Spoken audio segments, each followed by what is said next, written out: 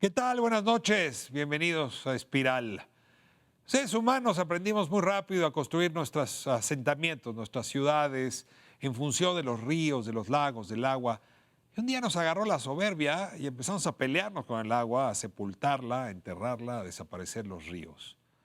Kongjian es un arquitecto del paisaje chino en un país donde las ciudades están creciendo a toda velocidad y donde la relación con el agua vuelve a ser importante y nos da una lección al resto del mundo. Tuve una conversación larga con este arquitecto, una conversación sobre las esponjas que tendrían que tener las ciudades, literalmente esponjas que absorban el agua, que la reencaucen, y eso nos puede ayudar desde luego a tener agua potable, a tener áreas verdes, pero sobre todo a evitar las catástrofes que cada vez que nos peleamos con el agua nos caen encima. Kongjian, él es chino, él es arquitecto del paisaje y esta es la conversación que sostuve con él. Comenzamos.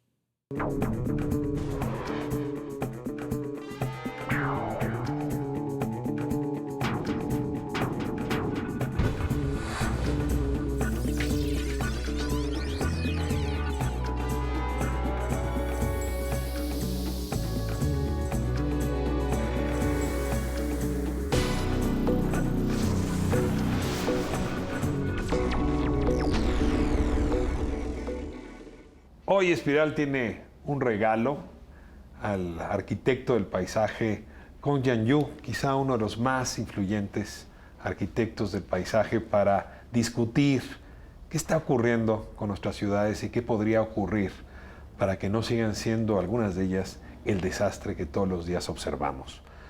Professor Kongjian, welcome to Espiral. We're very glad to have you here. It's wonderful country.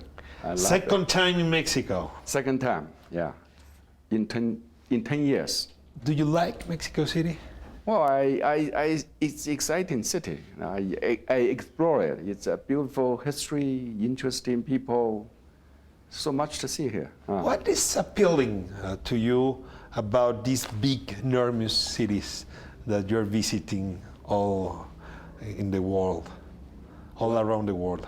What is appealing for you? What's appealing for me? Yeah. Well, I think it's the diversity. Mm-hmm. Human diversity? The human diversity, the cultural diversity, the energy, the activities here. But at the same time, I also worry about why the city is so big and we had to face all the problem. So there's so much problem to solve. This is also exciting for me. I from Beijing. Beijing's big city. We have about 23 million people.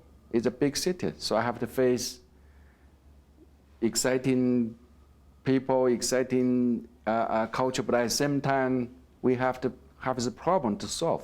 Now that's making me busy, and that's making me exciting also.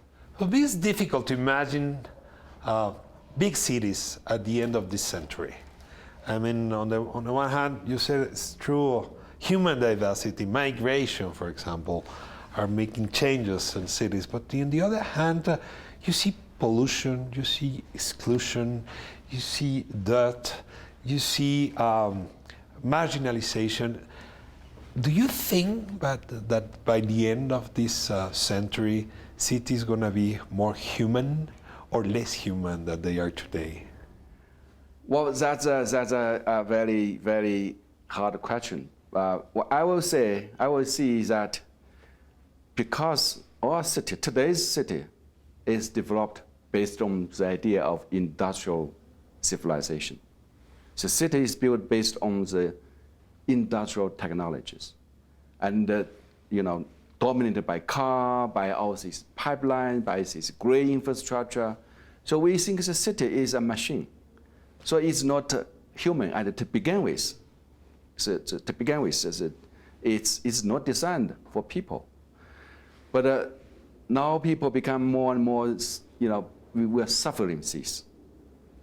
As you mentioned, the pollution, the traffic, the noise, and particularly we are losing the connection to nature. And the healthy of nature, actually the welfare of the, we are suffering from, we are losing contact with nature. and we are far away from the nature's services that our ecosystem can provide. So human beings eventually get less welfare from living in the city. So global-wise, I think this will be a trend to change. The change is to make the city more and more human, to more and more to take care of the people instead of take care of a machine, instead of worry about how to make the traffic more smooth or how to accommodate so much traffic, so much cars.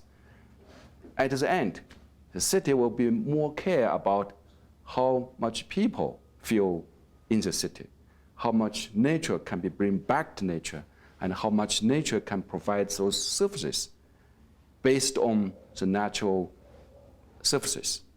So we now, for example, in China, in the past 40 years, the cities are developed.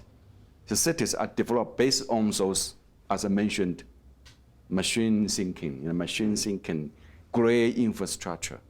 We try to solve the problem. We pump water from ground. We divert water from far.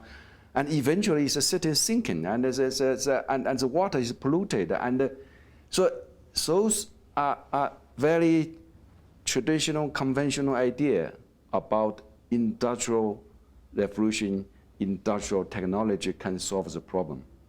But now, China, based on my experience, we're shifting. The shifting is called the ecological civilization. Go back to nature, bring nature back to the city, because nature can provide the services, provision of clean water, clean air, and also be able to remediate the problem like flood. So flood is caused not by nature, it's caused by human being. It's caused by the way we build the city. We trust the pipes. This pipe can divert water away, drain the water away. But actually, because of the climate change, because of this kind of monsoon climate or these dry and wet seasons, the pipes are simply not resilient. If you have too much waterfall, they cannot handle those water. So now the city should go back to nature and go back to human being to think about the scale, the walkway, the way we people live, the way we people move, and the way people deal with, to live with nature. So I think eventually, city will become more and more human, based on human being. Talking about nature, and you did it already, is talking about water. At the beginning, villages, cities, were built around rivers, around water. Water was always what defined cities. Mexico City, for example, was built around a big massive of water.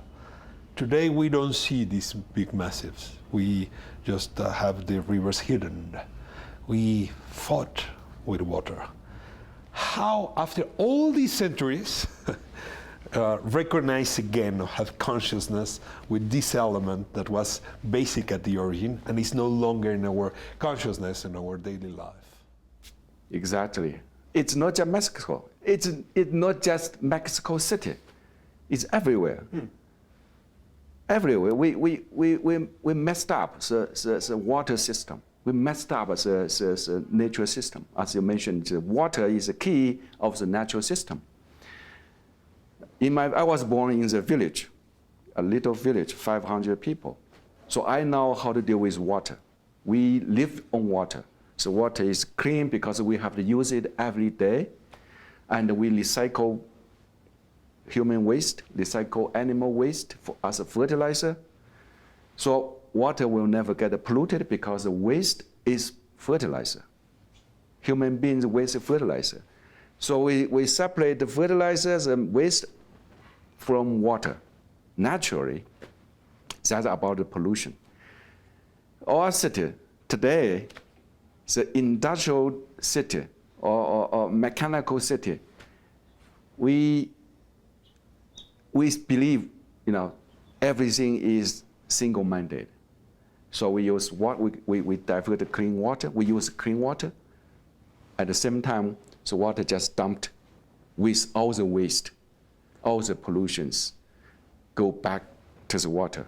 Or maybe we divert it to other place. So eventually the cycle, the hydrological cycle, get interrupted, being cut. We think linearly. We think in a linear way. The water, from source to the sink is one way. But we would never thought it's a cycle. The water can be used many times. You can recycle many times. So that's why the early Aztec people, they have settlement here. They cultivate the land. They create a floating garden.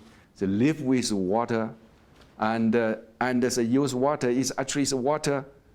They're still there. You use for irrigation. The water go back to the river, and because the plants remove all the nutrient, so water always clean. Yeah, so it's live with water, depend on water. It's from the sky to the lake here. So it's an enclosed cycle. But when the industrial technology come in, we use pipe. So water becomes something, linear. Used only one time. So this water become less here, right? We use the waterfall to the lake and use water and pollute it and dumped. So that's a big problem everywhere. So the big solution will go back to the natural cycle to recover this ancient wisdom, to recycle the nutrient, to recycle water, and make I called, it's all nature-based, all based on nature, not based on technology.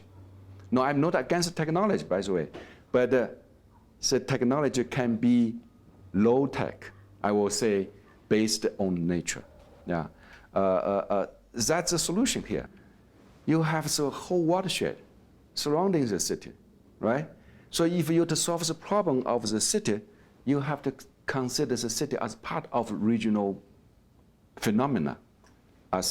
So deal with flood, for example, you cannot deal with flood just within the city. You have to manage the water based on the whole watershed. So that's why I have a term called a sponge city and a sponge land. So when city flooded, because the regional infrastructure, the regional green infrastructure doesn't help. So first of all, you have to plan and build or protect a regional natural green infrastructure. So they can retain water, first of all. They can retain water. They can hold water. So the water will be, if you consider each piece or each square meter of land is actually a sponge to retain water and filtrate back to the aquifer. So there will be no flood, right? Flood come because of the go down from the mountain, go down from the region and flush to the lower reach of the area. Now Mexico City here is in a lower reach of the regional watershed. So if you didn't manage the regional water, you get a problem because all the water flush into the city. So that's about regional thinking. So you have to have a master plan thinking about how you keep the water on site, everywhere, in the mountain, in the field, in the agricultural land, in the river system. The river is not a river. The river is a system. It's made of all the wetland system. If a river is healthy, the river will run through the whole year. But if the river is not healthy, the vegetation destroyed, the wetland disappeared, the river become a flush, like a torrent flush, right? So today we only think, we want to flush away the flood. But we didn't think, okay, so what about the downreach? So about the flood, the big idea is that we should treat the regional landscape as a green sponge to retain the water, to absorb the water, like this kind of green sponge, you know? Hold water. And if the nature not enough to hold water, we should think about our cultural solutions. Like Mexicans, like early people here, the native people, they know how to cultivate the land. Terraces, you know, for example, very simple. You create terraces around this mountain, and you cultivate for corn, for rice, for all kind of crops. But at the same time, you hold the water, and there will be no water run to the downreach, to the bottom of the basin. So that's one idea, okay? Create a sponge, a green sponge at this region. So hold the water, recharge the aquifer, filtrate the pollution in the water, and let water run all year round to mediate, to regulate the water quality and quantity. Back in the city, we also have a lot of opportunity. For example, the roof can become a green roof. The roof can hold water. The wall can become a sponge. Backyard can hold water. And the community green space and the street become a filtrator of water. Now that's the whole story, whole idea about the sponge city. So we have a sponge region, or sponge land, or sponge planet, and at the same time we have a sponge city. Yeah. We have to cut now for our commercial purposes, and we come back. Okay. And I want to talk with you about human security, national security, and climate change and water. It's a very important issue, and you have been working on that too. Yeah. So we go and come back. Vamos a corte, regresamos un momento, no se vaya.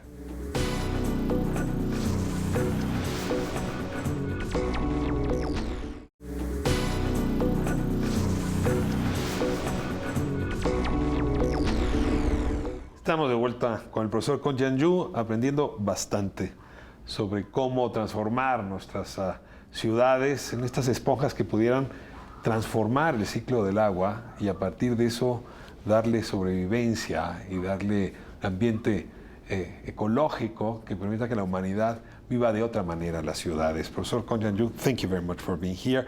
And I was asking you about human security is now a big concept, national security, how climate change is challenging security, human security. It's challenging our lives. We even don't know exactly where we going.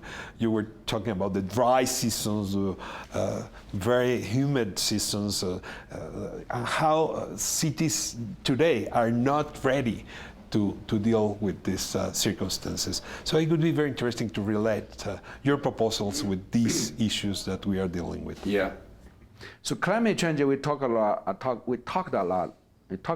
and still somebody suspicious about that. But certainly climate change is happening, right? It's climate there change. is no doubt. There's no doubt. There's no doubt. But climate change is not a new thing. It's always changing for a million years. I mean, and people,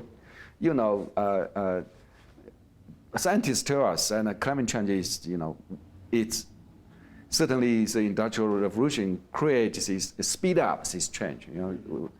But when you look at the history, when you look back, we will see the solution, how human being can adapt climate change. Certainly, mitigation is we must mitigate climate change, of course. But right now, we also have to talk about adaptation.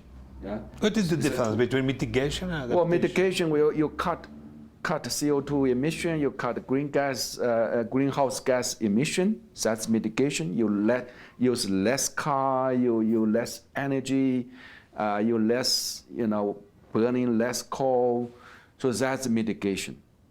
And the other is adaptation. When flood come, how you adapt the city to the flood, right? How you build a city which become resilient, to create a resilient city, right? Dry season, flood season, all fine. As soon as you build a city, adapt to it. That's why the Aztec people can build a city on the lake, in the lake, because you have dry season, or you have wet season, and the lake, the hold water, and the people, and during the dry season, they have enough water at the same time. That's why I mentioned about sponge city. Sponge city is a way to adapt the climate change, create resiliency. When the car bump to crash, it's bounce back. It's safe. Okay. So there's two legendary figures in Chinese history. I'm sure in ancient Maya culture, ancient Aztec culture, you have similar legendary god or goddess. You have water god. Tlaloc. Yeah, Tlaloc is the rainfall. Yeah, the rainfall is always. So in Chinese we have two legendary figures. One is a female, the creator. She create human being. So after she created human beings, she found the sky is leaking. Waterfall, right? Climate change, okay? Too big. The hole is too big. So she had to fix it. No, that's mitigation. Fix the sky. Right? By cutting greenhouse gas, by cut the CO2. That's fix it, the mitigation. Something that is difficult. That's difficult. When the rainfall is as big as we are seeing. It is. So then we have another god. This god is actually called Yu the Great. My similar family name sounds, but he is a planner. He is a land use planner. He is a landscape architect. Yu the Great, because he know how to use a ruler to measure the land. Who know, and he know how to develop the plan to build a city, where to build the city, to safe place to build a city, and where to cultivate the land, to grow rice, to grow corn, to grow whatever suitable to the land according to the soil, the water. And so we have these two figures, which means that human beings already developed a wisdom to adapt the climate change. Which means we should. One of the gods is missing. No, the goddess. I don't see one of them. No, the goddess is fixing the sky. Okay. The male god, the male god, plans the land. Okay, plans a city in a safe place and divert water and hold water and dealing with water, dealing with flood. So this man, the male, actually developing adaptive solution. Yeah. So any civilization, any culture, my culture, your culture, the Aztecs, the Maya people, they develop tremendously rich wisdom dealing with this kind of climate change, right? Like I visited some of the very interesting, like Machu Picchu. We visited this south. Peru. Yeah, Peru. When you look at the water system there, It's fascinating. And terraces and the irrigation system and the water system is in a way to adapt to climate change, a way to adapt dry season. And also, how to adapt a city or a society where pattern dependency is very strong. I mean, today, changing a pipe is difficult. Changing a pattern, a policy, the way where policymakers think is something very difficult, Professor. How to divert not just the water, but the way of thinking. Policy. Exactly. That would be another my interest. I should share with you. But again, we should go. Again, we'll focus on the technical part first. How we'll adapt to the climate change. I will say it's already there. The solutions are here. The solutions are back to thousands of years of history, the wisdom. We have to rediscover. Now, this kind of wisdom, we almost forget. It's been buried under the technology we developed in just past 200 years or 100 years, like the pipe system, like the pump system, like a sewage treatment system, right? These are technological layers which cover all these natural-based solutions. The green infrastructure. So the green infrastructure covering the green infrastructure make it absolute. So that causes a city unresilient. Create a city totally artificial, totally mechanical, totally unresilient. So it's a revolution. It should be, we need a revolution, another revolution of civilization. People that are watching us will be thinking that going back for a city like Mexico City is impossible because we were a lake. So we destroyed the lake, we devoured the lake. Yeah. They were not just rivers, it was a lake, like Venice. Yes. And finally we are no longer that. How to, I don't know, to go back? I cannot think you can go back because it's lake, but you certainly can, stop. You stop the process of worsening. Because they're still sinking, the city is still sinking. When the earthquake, the movements were related to the lake. Yeah. Most buildings were that fall were in close to the lake. Yeah. So we're suffering really because we just disappeared this lake. Yeah. So you are sinking because you're still pumping water from ground. So I think we at least can remediate or stop this process. Again, we must go back to the nature-based solution.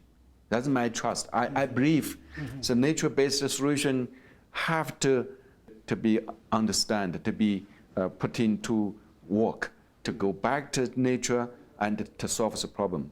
But go back to your question, But this need a tremendous shift of policy and tremendous change of our mentality to think about that green infrastructure will be an alternative to this gray infrastructure.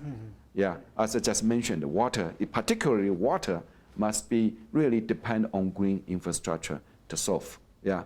When you talk about green infrastructure, what are you thinking? Parks? I talk about green infrastructure will be this a natural ecological infrastructure. I have a theory back to my Harvard dissertation I call the ecological security pattern, which means you identify the critical natural ecosystem or critical landscape, such as wetland, such as a river corridor, such as where the geologically important area which water can go back to the aquifer. So those are critical ecological point or area. We have to be protected before any urban development, before any human intervention. So that's create ecological security pattern or nature's security pattern to protect nature, to create this nature, the base for nature solution. Yeah. What kind of public works you should do in order to create this green infrastructure? First, you need to do a master plan to have comprehensive understanding of geology, the geography, the soil, the hydrology, and certainly cultural, historical pattern of the regional or even continental scale to think about, where is the most critical natural system that can provide critical services for the city, for the humanity, for the people, such as water regulation, hydrological recycling. When you have too much water, the flood should go to underground instead of go to the city, right? Instead of flood the city, they should recharge the aquifer. No, that's nature's surfaces. We should reclaim it. We should protect those areas to provide services. So that's number one. We have to do this public, create a public ecological infrastructure. That doesn't have to be expensive. That's just make a wise plan for a smart protection and a smart growth. Because Mexican City certainly will continue to grow, but where should not grow? Where should it be protected before anything can happen? Yeah. We are bringing water from afar, from very long distances. What you're proposing may change the way we provide water for cities. I think proximity can be a solution for water. I think that for long term, for a sustainable city should not depend on this kind of long distance water transfer, because you are using other people's water. That's social equity, by the way. And also you destroy the whole regional ecological system. You need water because you waste water, right? Because you dump the water, you dump all the sewage.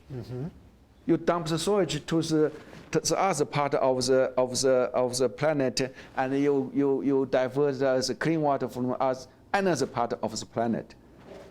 Like a human body, you are dying, and you have to depend on the fluid to keep you alive. No, that's not sustainable. Ideally, you have your own healthy digesting system. Create your own energy here. So that's why ideally, because the city is so big. But you have to the only thing I would say is how you should consider how to recycle those gray water, to recycle those nutrient polluted water. The sewage must be recycled, I would say. Yeah. Water and food are related. Exactly. And big cities need a lot of food that as well is brought from very long distances. Let me ask you about food and how this cycle can change as well the way we nourish cities, and we change our relationship with products that nourish us. Vamos a corte y regresamos. Estamos hablando de este tema fascinante de cómo transformar el ciclo del agua en las ciudades para sobrevivir el siglo XXI.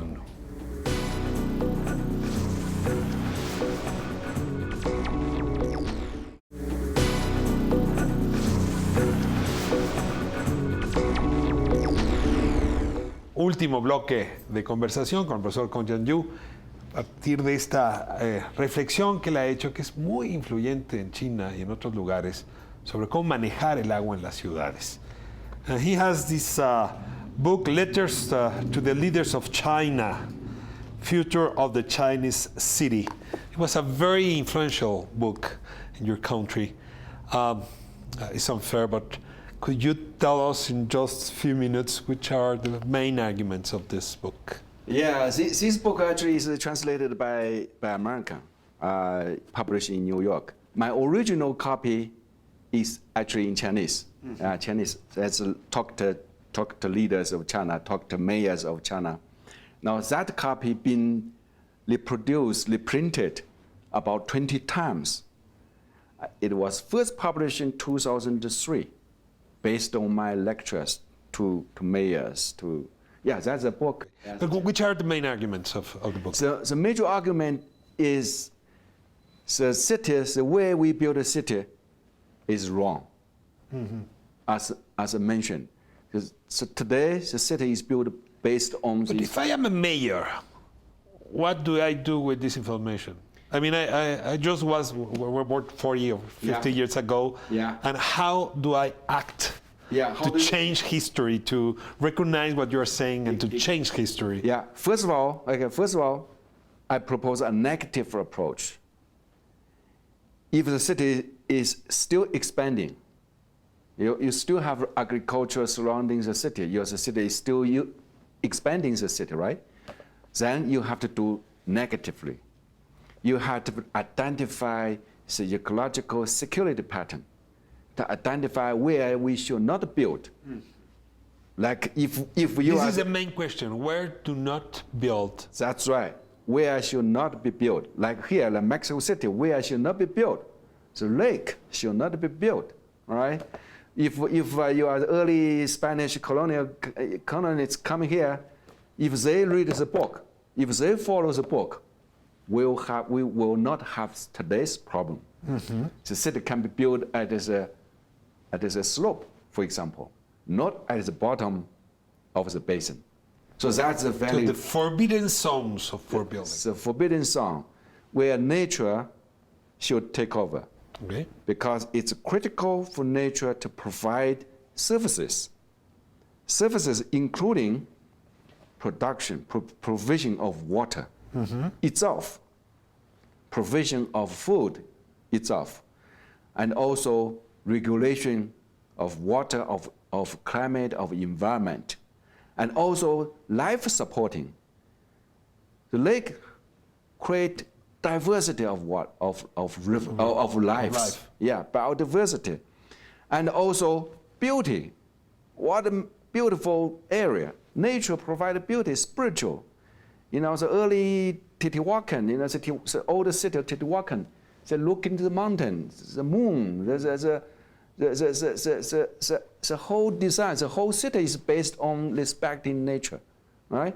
So that's a story how we should not build the forbidden area based on nature, understanding of nature. What other provision?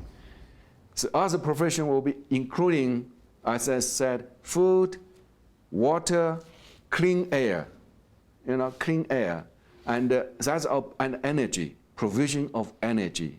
Yeah, that's the nature can provide the services, and also building materials, woods. Yeah, waste is another big issue for mayors. How to manage human waste that is increasing everywhere. Exactly. No, that's back before Industrial Revolution. There's no word called waste. Nature have no waste. The fallen leaf is not a waste. The human waste is not a waste. In my culture, we consider human waste as a treasure. The treasure should be kept in your backyard, should be part of your territory. Human waste is fertilizer. We recycle the fertilizer. Before the chemical fertilizer, human waste is only the most important feedback to nature. Well, we are producing a lot of waste that is not human, but is created by humans. What to do with that? Okay, that's another part. Okay, so human waste or organic waste is fertilizer. We can easily recycle this. Now I did many projects. We can recycle those human waste. Nitrogen, phosphorus, and all these can be productive, right? Other waste, of course, because of technology, because of the chemical we developed, those become harmful, like antibiotics, for example. No, like recyclable. Yeah, like metals. Those we have to, first of all, we reduce the use, of course. Plastic. Mitigate it, of course, that's important. Mitigate it, and certainly we find a solution to recycle it. Recycling? No, technically that's totally possible. Technically not a problem. But certainly reduce it is number one solution. Mitigation, easily, like in England, England already bans the use of plastic bags. Why not everyone else, right? So that's, I think, so 3R, reduce, reuse, recycle. That's the solution for the waste we produced other than human waste or animal waste. But so solution are here. It just how we should do it. I asked you a moment ago about food. Yeah. Animal protein, Yeah. brought from very long distances, and now it's a problem because if cities are growing, we don't know how we're gonna deal with that.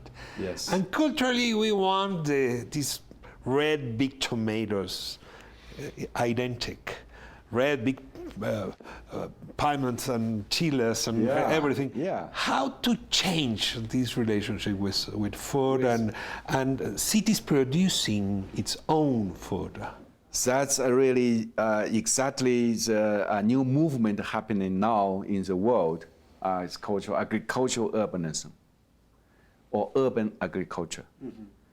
Is that possible? Is this miracle possible? Well, certainly not full support of the city, but maybe at least 10% or 20% vegetables. That's possible. On my backyard, on my balcony, I produce food, produce vegetables. And nature is very productive. Like 10 square meters of land, you will provide enough vegetables for your daily use. Can you imagine? So that's agriculture can be part of the city. Your roof is empty. Why don't turn it into a vegetable garden? Recycle the water at the same time. No, that's then we need to learn how to build sponges in our places, in our houses. Exactly. The buildings like this, you have enough light to create a green wall to collect enough water, and grow vegetable on the roof, for example. Supporting the whole family's vegetable. I will say that's not impossible. That's possible, right? You can remember, my own balcony, I can produce more peppers can I eat this summer. It's so amazing, so productive. And so the hot peppers is so productive. Tomatoes, so productive, It's easy. If we think that we should grow those food, it's easy to provide support for the vegetable, for the whole city. Now, other very romantic idea can be also, we can have greenhouse in the city, we can have, vertical farm in the city. Those are all possible. Do you think people we can change the way we see the city, see the way we eat, see the water? I mean, you have been walking on movements that are changing minds. Yeah. I would like you to explain us what is going on in China about these movements and how these changes in the mindset can occur. Well, people will change when crisis happen. Human being, Homo sapiens is a species without any future thinking. We are looking just very close, we just the present.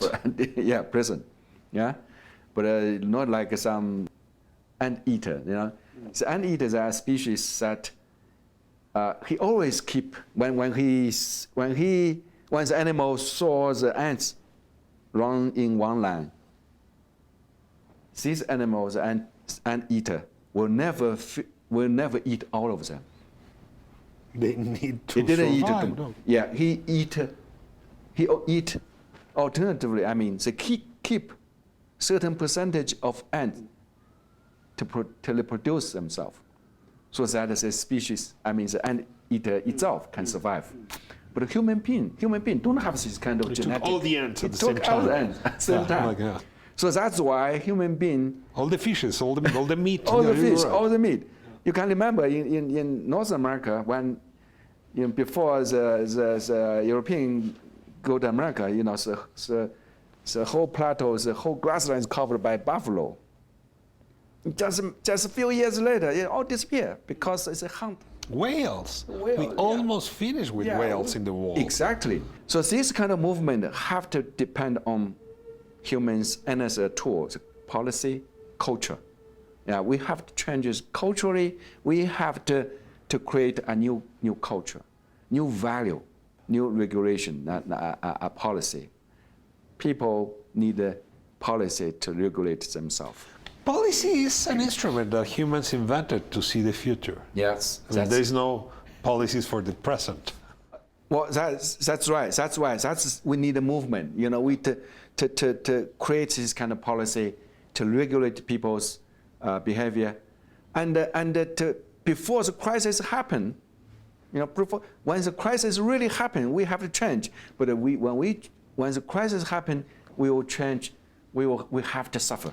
Are we already in this crisis that make us change, or we are just at the beginning of the crisis, or far from the crisis? Where are we? Some people already feel the crisis, which is we call the disadvantaged people. So society is not equal.